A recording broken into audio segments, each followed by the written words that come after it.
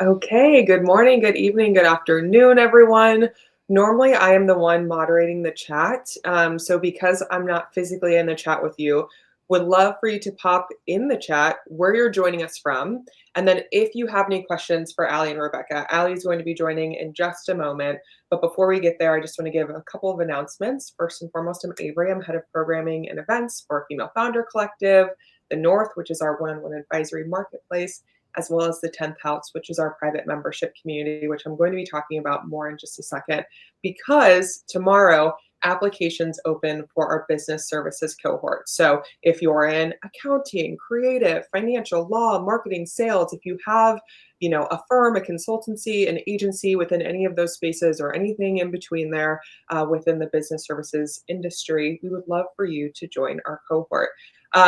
Our wait list is open. I'll pop that into the chat in a little bit. But if you go to the 10th house.femalefoundercollective.com, you can learn a little bit more about what's inside of there. When you join, you get access to small group cohorts, you get downloadable resources, obviously an always on community, but then you always get access to exclusive members only events, including ones that are both in person and online. So we have a ton of things for our members inside of there, and I'm hoping to see some familiar faces today. Jessica, I see we've got Jessica from Boulder Co. joining us today. Keep popping into the chat where you're joining from.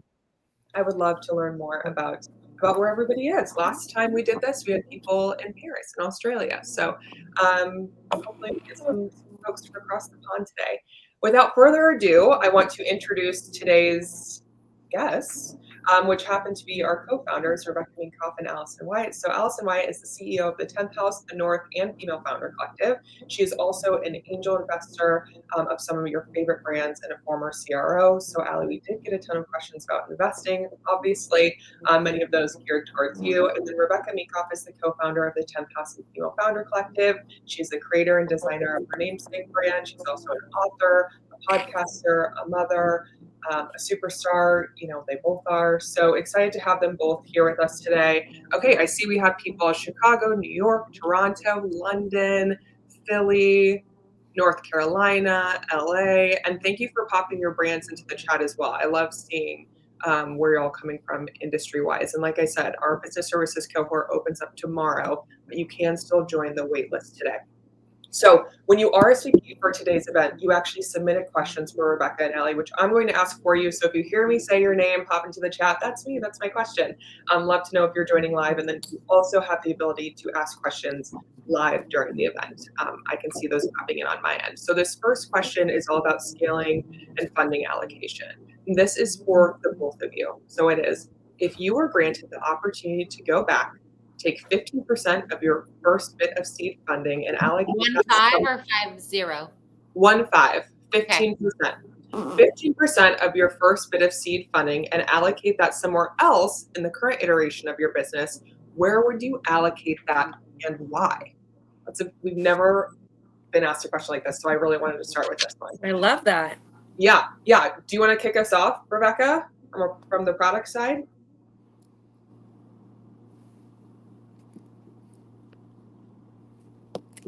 Oh, I can't hear you. You're muted. Yeah, you're muted, Rebecca. Okay, let's go with Ali. Ali, I know FFC is bootstrapped, but still, what would be your answer to this question? And I still can't hear you, Rebecca. I can see your mouth moving though.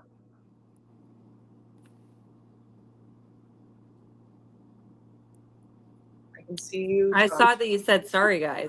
we can't hear you. Can you hear me? Yeah, can you hear us? Okay, you can hear us. Okay, Ali, let's ask this question to you first, then we'll give Rebecca a second. So I've been in multiple funded businesses and I've used venture capital. So I've used seed capital in the past, and if we had funded Female Founder Collective, I would have used it in the same place. And I always use it for hires, for the most important hires that you want to make, because that's truly investing in the future of the business, right? Because you're investing in the best possible people to scale a specific department or operation. which, I mean, it's different if you are a product business, perhaps. So I am interested to hear Rebecca's point of view as it pertains to Rebecca Minkoff specifically.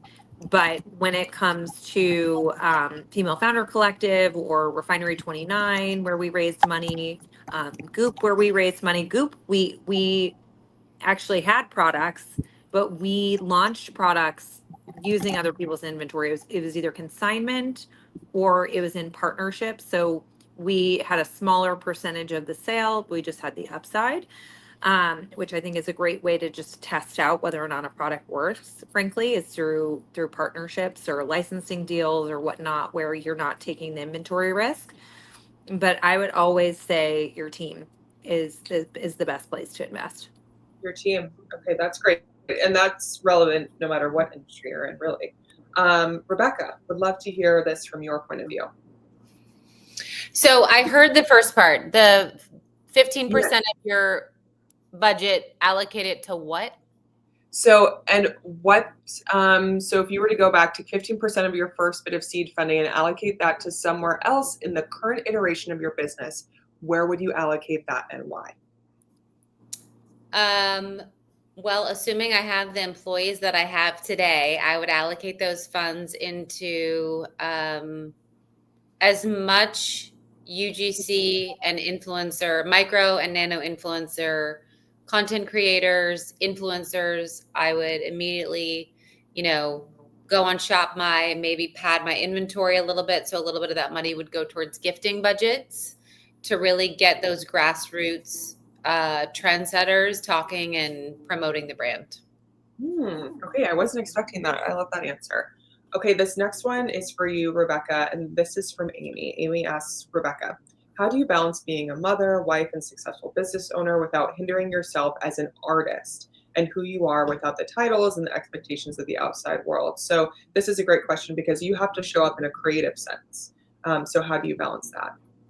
So I think that the definition of an artist and where you get to show up changes in your career. So, I just wanted to be a designer. I didn't want to be forward facing. I didn't want to have to do trunk shows. I just wanted to be in the back with my team creating.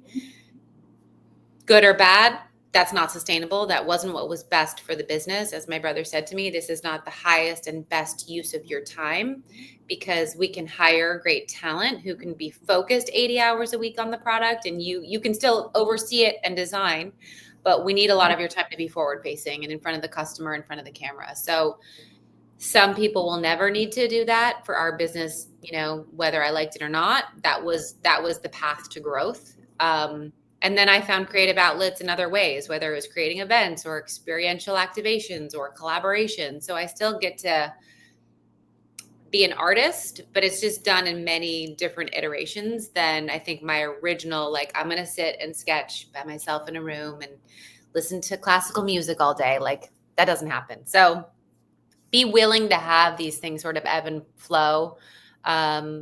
And then I think if you're still not finding outlets, not that I'll ever do anything with it, but I have a million other creative ideas that I just do on Pinterest, and that sort of, one day, if I have a pocket of time when my kids don't want to hang out with me, I'll start this business, and I'll have a creative outlet here. So I also know the stage I'm in as a mother that there isn't that extra time. But from all the mothers I see who have kids that are 12 and up, there seems to be a lot of time that you get back when they don't want to be with you at all.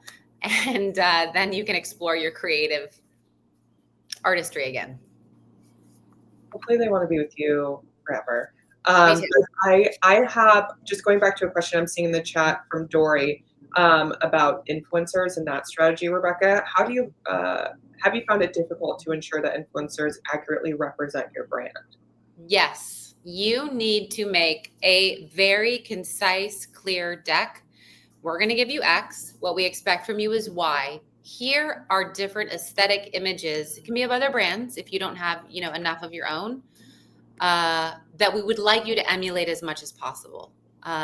Because what you don't want to do, if you want to utilize the imagery, is have these shocks of things that are so out of place. We had an influencer who I swear to God looked like she took all the ready to wear we offered her and the bags, and then she put the outfit together and she looked like she was wearing a Halloween costume. And I was like, well, this isn't on brand at all, and we can't use this. Maybe it was right for her audience, but I would also go as far as to say, like, yes, you want new audiences, but you want new audiences that eventually, when they land on your page, want your product too. So if you're using a girl that appeals to a Tory Burch audience only, the girl's going to get very confused when she lands on Rebecca Minkoff. So I would also make sure you select influencers that have qualities of your brand inherently already, and then be very clear aesthetically what works and what doesn't. Yeah, it's so smart to have that deck. It's like onboarding a team member, basically. Okay, speaking of team, these next couple of questions are about building a team and delegation, and this one's for you, Allie. And that is, what are the top 3 things you'd focus on getting right at the early stage of launching a business? Which aspects should be DIY'd as long as possible, and which ones should be outsourced to professionals early on?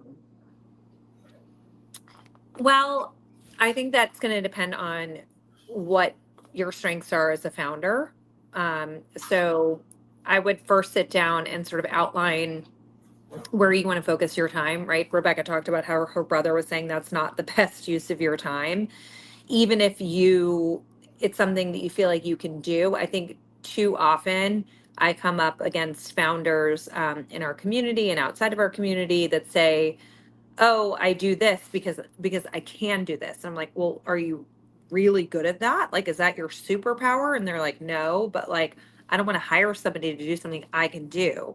That is absolutely the wrong way to think. And the fastest way to not scale your business is to keep doing things that you can do okay, or even like better than okay yourself, because you're you're never going to get time to do the things that you're amazing at and that you have a competitive advantage doing. So I would ask yourself, where can I spend my time where I am like one of the best people I know at doing that, right? Because that's the only place that you're going to be able to push your business forward.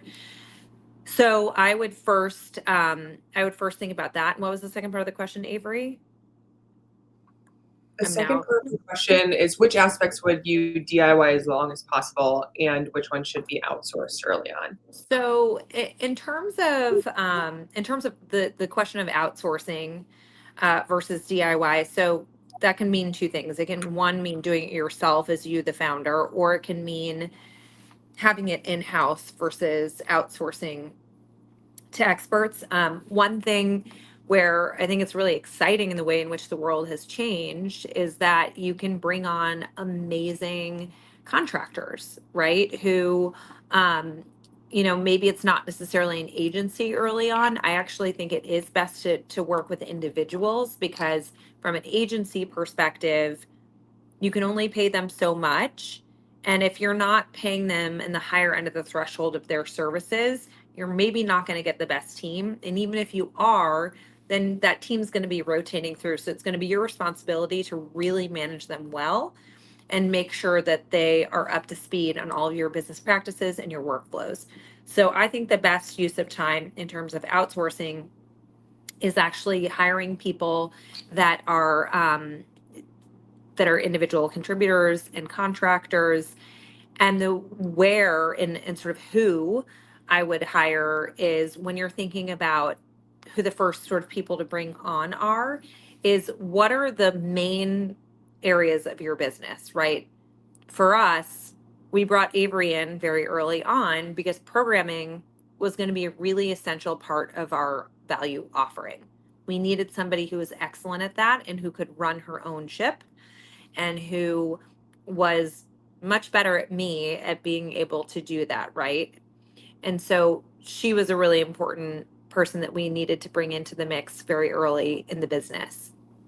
Having somebody who was head of marketing was something really important. Head of community, obviously, we're a community. So very early on, we brought in Carly, who's our head of community, because I knew I couldn't do that task because it's an entire department and offering in and of itself. So those are sort of the questions I would ask yourself. what's your superpower? What can you run independently? Then also recognize you're going to bring people in.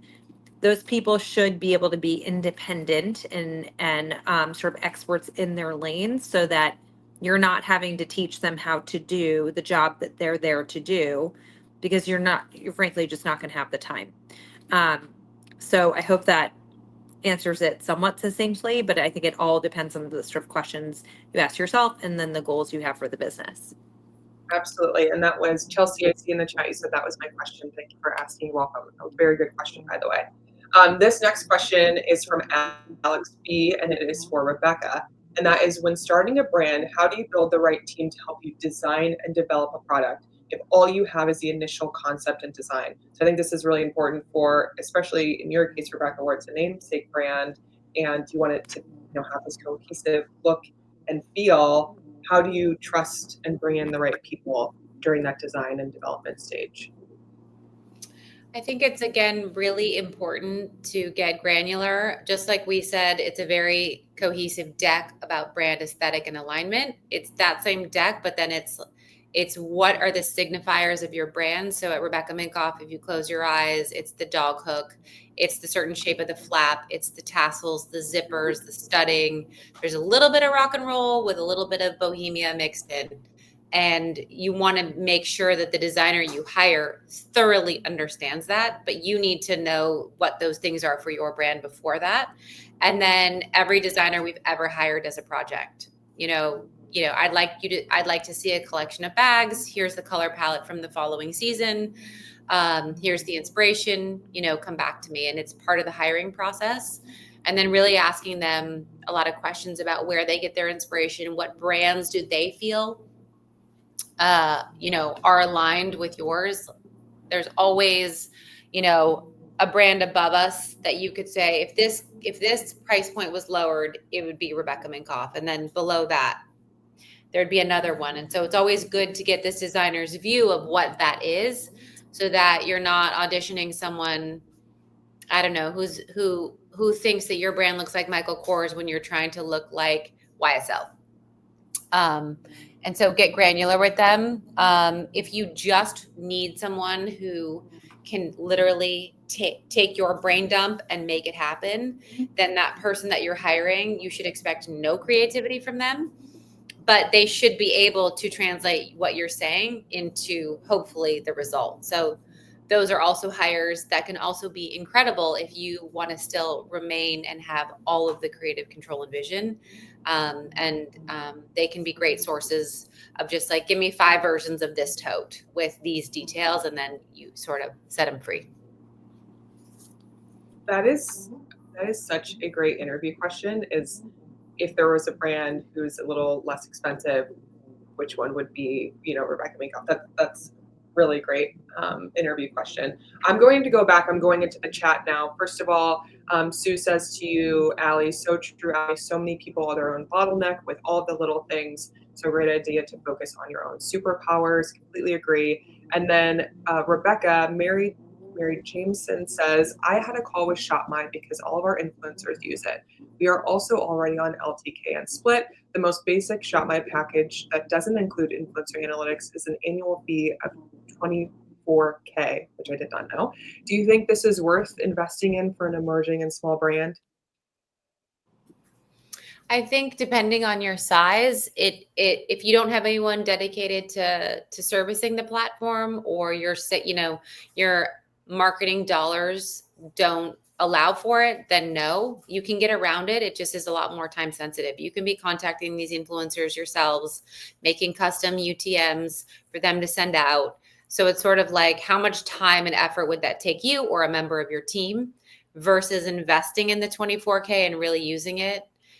Just the other day, we had an influencer sell $4,000 worth of product on one Instagram story post, and it's like someone who's under 100,000 followers. So if you get enough of those on your product, it could very much be worth it. Wow. And I'm seeing some other recommendations in the chat too. So Mary, if you need some other recs, there's Kristen is popping some into the chat. Okay, these next couple of questions are all about community building. So we just talked about team building. Now we're going to pivot into community. This one is from Adonica B, again for you, Rebecca, and that is, should I build business first before launching my brand? Should you I build? build community first. Yeah. I think it's an incredible way to do it. We've talked a lot on these LinkedIn Lives about when Michelle Grant launched Lively, it was with community first. I want to say she had 10,000 emails and a very healthy Instagram audience before she ever had a product, but they were all women who were like, I'm in. I want whatever you're about to sell me. We've also seen community building with Hill House Home. Early on, we had community with our purse blog lovers. That's all they did was talk about my bags all day. So that was an instant community that really helped us scale. So I would say it's a really good idea to invest your time and effort in building these rabid fans that proselytize and share and promote your brand.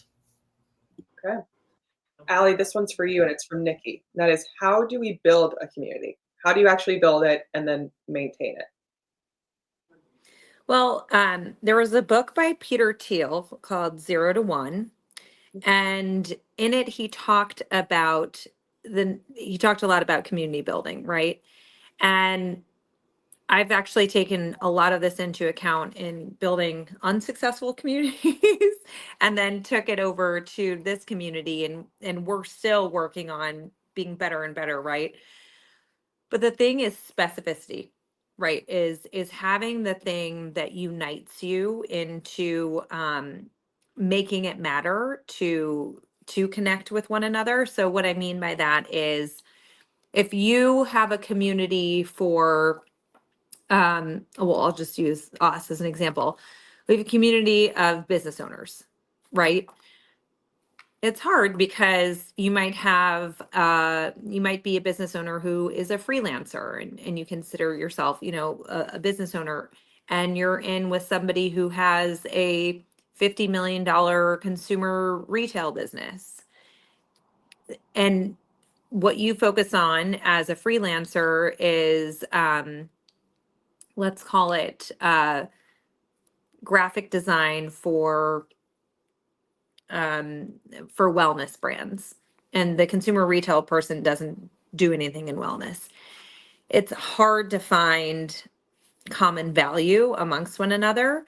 So what we've tried to do, just in our case, is now we're launching cohorts that are industry specific, because we found that it's really important to have that connectivity within your industry, but also you have very specific industry problems that you come up against that you guys can help solve for each other. So the value is intrinsic.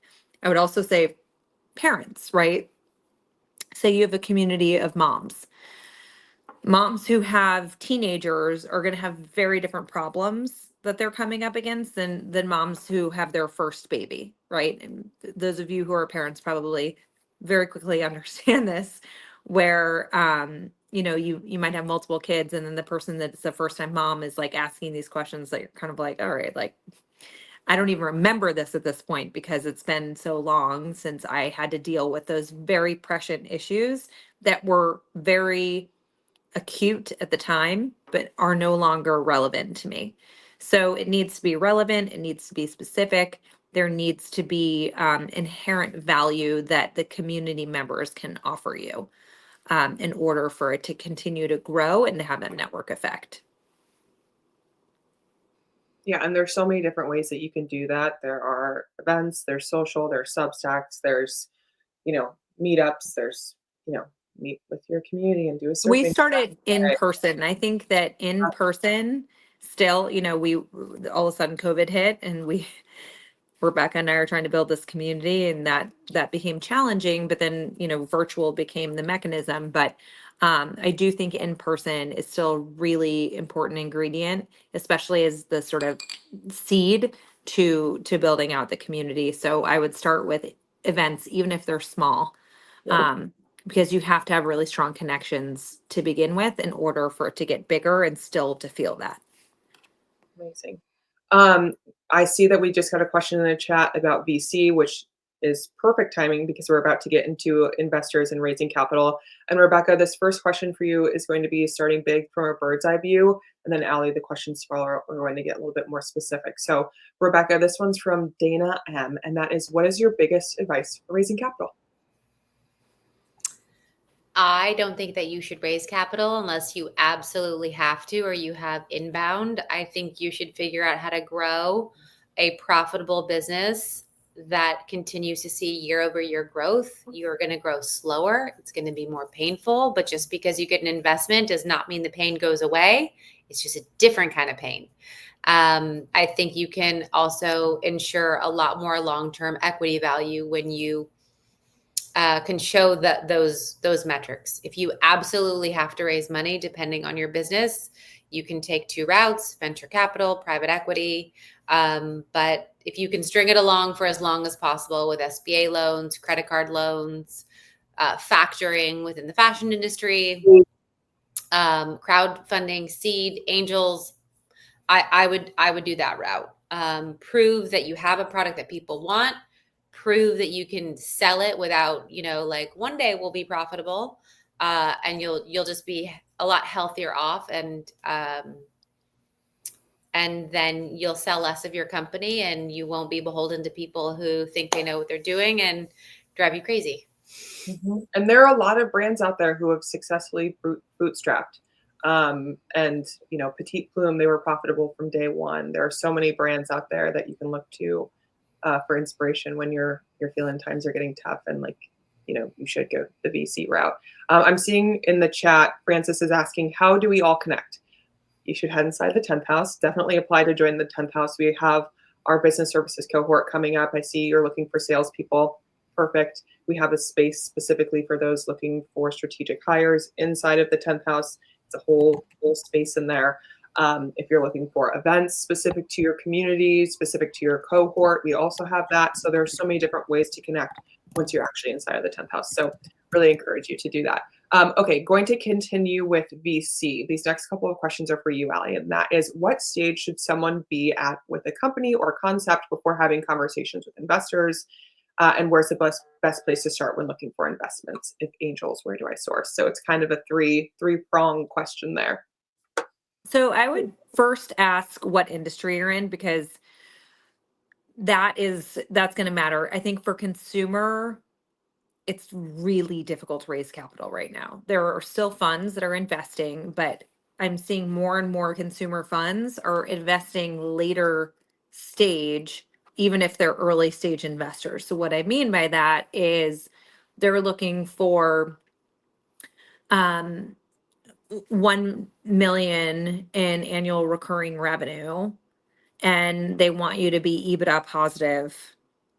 And that's a really difficult place to be. So the benchmarks are really pretty competitive when it comes to consumer. So I would just know that, and I would also talk to a lot of other consumer founders to see what they're hearing from the investors, because the benchmarks, a lot of times we get asked around what are the benchmarks for raising capital, what does success look like for investors. They're changing all the time depending on what's happening in the industry and what the comps are. So that's why it's so important to have a network of founders in your industry, so you can be like, what are you doing 1 year in, or when you've just launched a certain product, what did these investors tell you needed? Because just because they invest in one company doesn't mean that they won't invest in yours. Or maybe you'll meet a consumer founder that didn't receive investment from a fund because it was the wrong strategy, but your business is the right strategy. So talk amongst each other, talk, and also ask investors when you're in those conversations. The other thing that I would say is you need to have some proof of concept. So what could that look like? If you're pre-revenue and maybe you're pre-launch, I would have an email list, right? There are companies that had taken credit cards for a membership model before they even launched, before they even got investment. And then they went to their investors and they were like, I have 350 credit cards that show that I'm going to have at least $600,000 out of the gate on my membership. Now, could 50% of those fall out at the end of the day when they go to charge the cards? Yes, very much. But just the investor is going to go ahead and haircut that and sort of discount it anyways. So having numbers like that, or putting up landing pages and doing an initial sort of wait list for your product, doing a partnership with a company that's like-minded where you're providing a similar service at a similar price point to show, look, in this trial or this pilot, we were able to show that this many people wanted it. Doing just surveys, like going out to friends and family and having them spread the message far and wide. Having social media for consumer is huge. If you can show that you have an account that is very alive, you can back into, and with engagement metrics that are great, you can back into an estimated made up potential sales number that could be very high, totally based off of what your following and your engagement rates are. And chances are you could actually get pretty close to what that number could look like. So it's just being creative. You don't necessarily have to have sales yet. In fact, sometimes it's worse if you have sales and they're not great. So I would actually say get as much data as possible, perhaps before launching your product, and go out with a really low valuation if it's your first round, so that investors are excited about the opportunity and they're not going to be sitting there and doing the math and going, I don't think you're actually going to get to the numbers that you're talking about based off of the sales numbers where you are right now. That's so helpful. And we are having a workshop in the new year, by the way, all about analytics, understanding your analytics and gathering that data, which is so helpful for conversations like this and just for you to know internally as a team. And I'm seeing Brandy Whites is saying, I'm a 10th house member and did not know that about connecting with people to run your business. Yes, go inside of Circle. There's a space that's called hiring help. The best advice, whether it's a CEO, CRO, a graphic designer, or whatever it is, people who have actually used or worked with rather folks who can give stamps of approval on them. That's such a great place to go And we to. also promote jobs from 10th house members Yes, as yes. well in our social. If you're hiring, we'll post it on social. And then Cassandra McClure is saying, applied. Amazing, Cassandra. We will see you at, why can I think of what that's called, where we all get together? Orientation. Orientation. We'll see you at orientation. Okay. So the second part of that question, Allie, was about where to source the right investors and angel investors specifically. Are there any spaces that you recommend? So here's the thing. The founders that I've seen have most success, and honestly, in my process of finding other angel investors, just putting it out there that you are raising or you're going to be raising soon, you will find there are so many people that will come out of the woodwork that you didn't know were investors. Or somebody will be like, oh, wait, I know somebody who's investing in this category. I'm going to introduce you to them. And then they introduce you, because most angel investors also angel invest alongside either angel investment groups, other friends, etc. Speaking of angel investment groups, there are angel investment groups out there like Pipeline Angels, Broadway Angels. I think it's called Golden Seeds. A lot of funds also have angels attached to them. So if you've done one round with a fund and maybe I think most of you who are on here are focusing on sort of your first round of investment. So, and then the other thing is reach out to people who are in your industry who you maybe want to be an advisor for your business, or just reach out for advice. And a lot of times you'll find they invest, right? They spend money, and then they have their entire network as well of angels that they can reach out to too. I wouldn't be afraid of the cold outreach, particularly for angels. I think for funds, you can absolutely cold outreach to people on LinkedIn, even on Instagram. But my recommendation with funds is you're probably not going to hear back from them. With angels, you are very likely going to hear back. The other thing, and this isn't just touting this for a reason, but this is the exact reason we created this, is we have the North, where we have a lot of people with industry expertise that you can book time with and have guaranteed 30 minutes. You do pay for that, but is the best money spent, because I think anybody who's built a business can tell you that that time is so important, that if you're going to have to sit there and wait for 2 months to get together with somebody, or to have them respond to maybe get together with them, it is much more worth your while to pay $300 to ensure that you are going to get a 30-minute with them the next week. And then they can be gateways to all of these other networks that you can be clued into. The one last space I would mention is Crunchbase. I often will look at people's funding, different businesses that are either in your category or that you admire, and they usually have a list of what are called super angels. So they're investing much bigger checks. But these are people that are very often doing big angel checks into different businesses. And it's good to be aware of those people. And it might take a little bit to connect with them, but they are the sort of whales, and they might be investing, 300, 400, 500, even $1 million in a single round. And we have angel investors come inside of the community all the time. But Rachel Liverman, Yeah. the founder of Glowbar, just came in, and she said when she did her first round of funding, she brought people who worked at the company that she quit. She took people Yeah. to who she graduated with, which is like, here's my idea, and kind of let them say, oh, that sounds interesting. And if they seemed interested, then she would, say, do you want to invest? People will come out of the woodwork. Yeah. Don't be afraid to tell them that you're going to raise money. Yes. Okay, this question is for you, Rebecca, and that is, what red flags should founders avoid when approaching investors? So how do you know if it's the wrong investor? Go out to dinner with them. We had a huge company that you'll all know. We went out to dinner with them. They were entertaining buying us.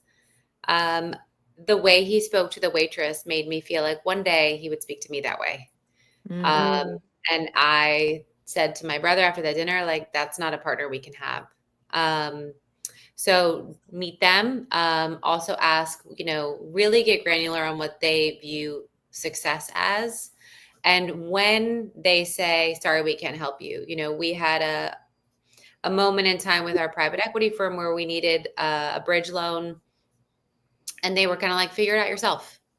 That's not the support you need when you're in these crunches or in these dire moments. You want them to be like, all right, let's get together. Let's brainstorm. Who can we call? What can we do?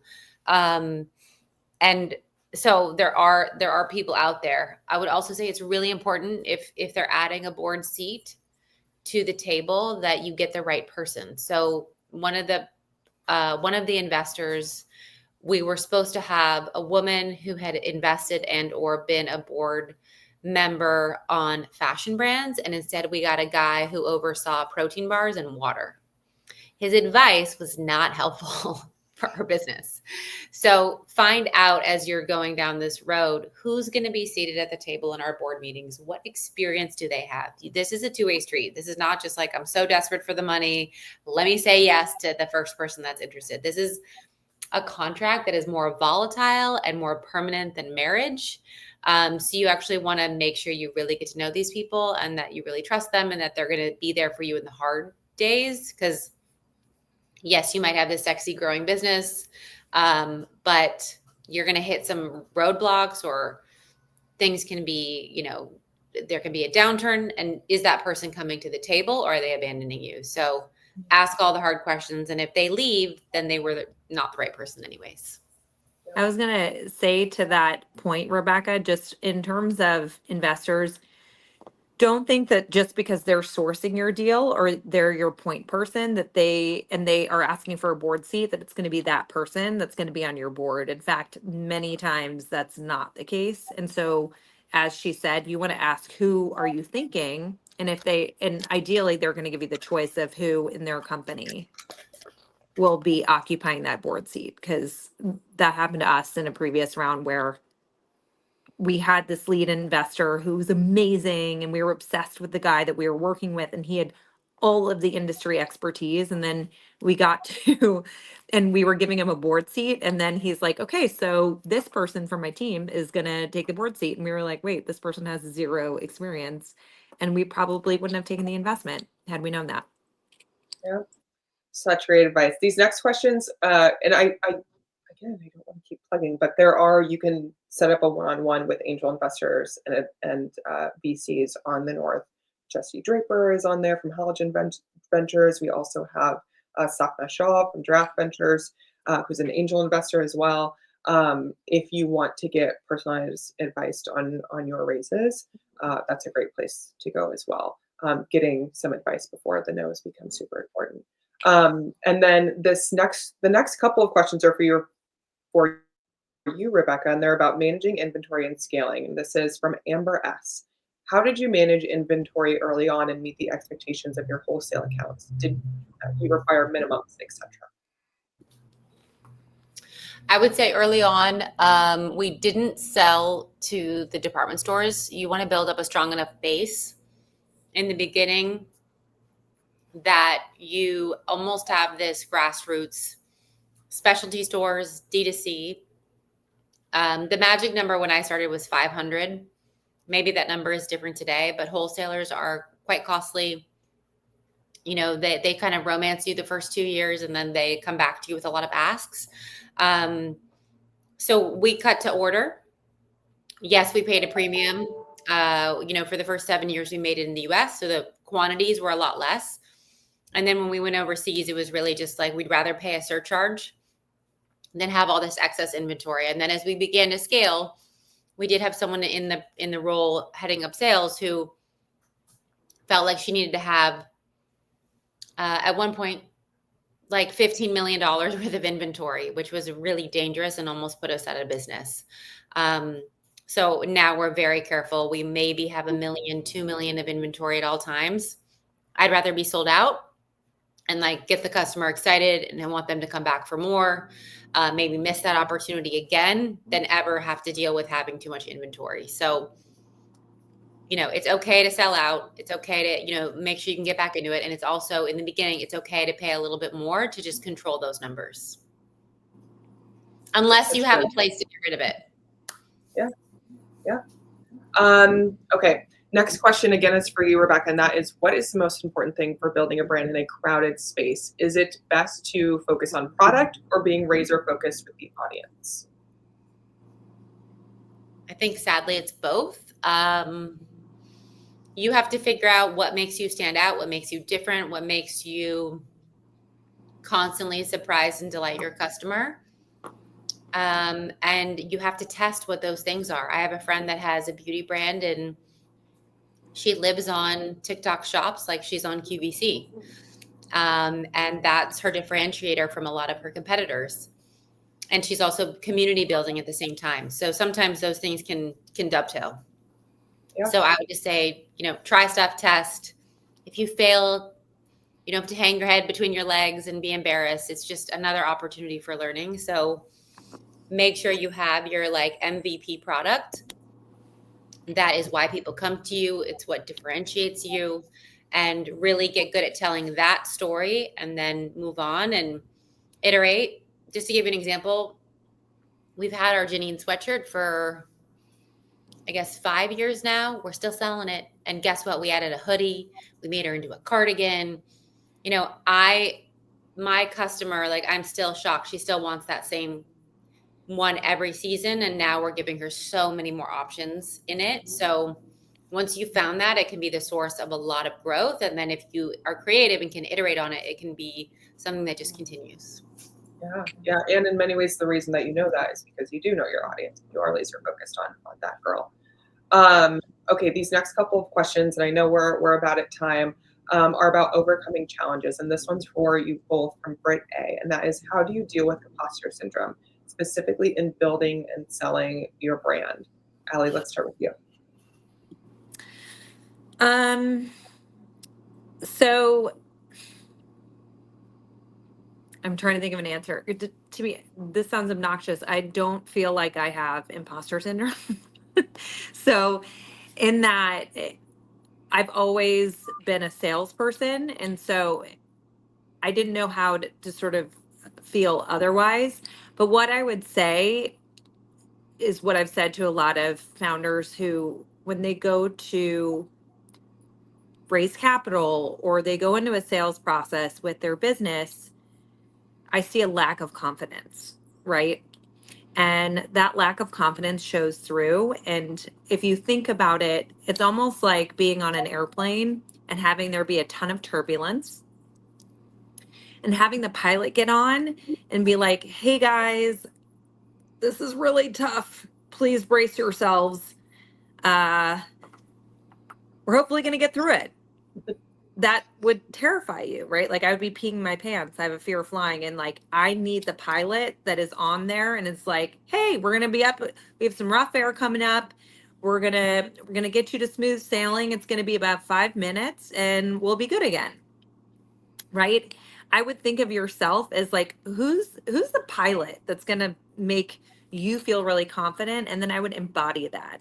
So the thing that I also say to people to sort of teach them on how to have that confidence when you're out pitching is reframe it in your head if you have to. Founders, the investors, or the people that are partnering with you are genuinely lucky to be on your journey. And you have to fundamentally believe that. Take the passion that you have in building your business and doing the hard work that you're doing day in and day out. You have that, right? That's something you definitely have, or else you wouldn't be able to build a business. Take that and have that same love and passion for your business and protect it as though it were your child, right? You're talking about your child to these investors, to the people you're selling to. They would be lucky to interact with your business, to work with you. So I would frame it that way in your head because I think it's not about selling yourself, right? Because I would say if it were me that I'm putting on display, that feels very different than if I'm selling my business, which I fundamentally believe in so much that again, they would be lucky to come partner with us. And I think if you have that attitude, then you can also take the rejection much more easily too. It's like wrong fit. Okay, moving on.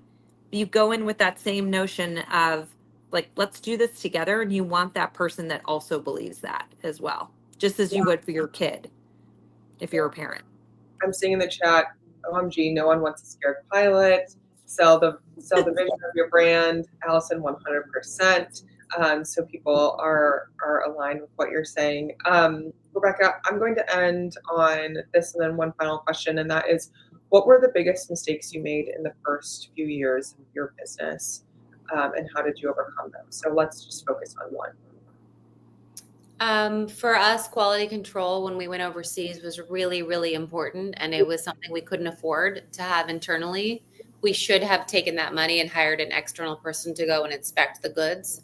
I was a little bit naive and I said, oh, this factory makes for Kate Spade. It's fine. They make for Tori and Michael. Like, of course, they're going to do quality control. Never assume anything. The bags came in with Kate Spade hardware and Rebecca makeup. We got these hybrid bags, and those were shipped to Saks Fifth Avenue and Nordstrom and Bloomingdale's. So, you know, if you're in the goods business, at least for us in the beginning, hire and make sure that the quality of your goods is, you know, excellent, because that is what will make someone want to come back. Or you'll have to get really creative and figure out how to sell out of goods with 2 different brands' names on them. Quebec Minkoff, right? That's right. It was Quebec Minkoff. That was the name. Oh gosh. Okay, this final question is just, what advice do you have for founders going into 2025? How can we carry out the rest of the year strong? Allie. Oh, I was hoping you'd start with Rebecca, but I will go. Do you want to go first? I'll give you time. Go. You know, I think that I was talking with someone who felt like the world was sort of holding their breath with the election, and whoever was put in office, good or bad, everyone is now moving on and moving through. And so I think that a lot of people are now focused again on their business. And I think it's just about making sure that as you head into next year, how are you optimizing productivity? How are you optimizing, getting the most now that everyone's attention is back on just like, let's all get back to work as much as possible and focus on building instead of, people just waiting. And I think with the impending tariffs, that might or might not affect a lot of brands. Do you use this time to find US based suppliers and supply chains, or, get creative in how you're going to source? Just to share too much, when the tariffs were put in during Trump's presidency, however many years ago, we had projected to make $3 million that year, but we were all made in China. So we lost $3 million that year once those tariffs hit us. And so you'd never want to be in that position. So get ahead of it now if you feel like it's going to affect your business, so that you're somewhat safe if those decisions are made. And it was a blessing that we had to diversify our supply chain, so maybe it was a good thing, but it really sucked to see your numbers get wiped off the map in the span of a couple months. Yeah. Prepare, and do your research. Okay, what about you, Allie? So, what I would say is something that we learned from Megan Dolce last week too, and it was something I was really thinking about last week as well, just reflecting on our business. And that's that make sure you're building your business for the right reason, and that no matter what, you are enjoying the process, right? Like that you love what you're doing, because at the end of the day, you might be successful, you might not be successful, but it doesn't matter if you love what you're doing. And I was thinking that about Female Founder Collective, and I'm like, I feel so lucky and so grateful to do this work, that no matter the outcome, I'm happy with it, right? Like, this is a great journey that I genuinely enjoy doing. So I think that that's what you have to ask yourself about your business, because you're going to be on so many bumpy roads and ups and downs, and maybe find yourself in the darkest of places. But if you love what you do and you care about the vision and mission, at the end of the day, you're going to be able to get through, and you're going to look back on all the time that you spent and feel good about that. Yeah, I think that's a great note to end on. And I feel like all three of us on this call can confidently say that we love what we do at the retreat. I looked over at Rebecca. I don't remember what you asked me, if I was tired or something. And I was like, oh, Founders Day is going to be on my birthday this year. And you're like, oh, you found this? No. Happy birthday. Yeah, it's the best way I could spend my birthday, because I love what I do. So that's great advice, Allie, and a great note to end on. And thank you, everyone who joined us here today. Thank you, Allie. Thank you, Rebecca. We have so much coming for you in 2025. Our team is abuzz and just feeling so electric right now with all the things that we have in store for you. So excited to see you all through the next couple of weeks, but then also going into the new year, we have some exciting announcements. So thank you, and I'll see you both in 5 minutes in our team meeting. Bye, everybody. Thank you for joining. Bye, everyone. I'll see you inside of the 10th house. Bye.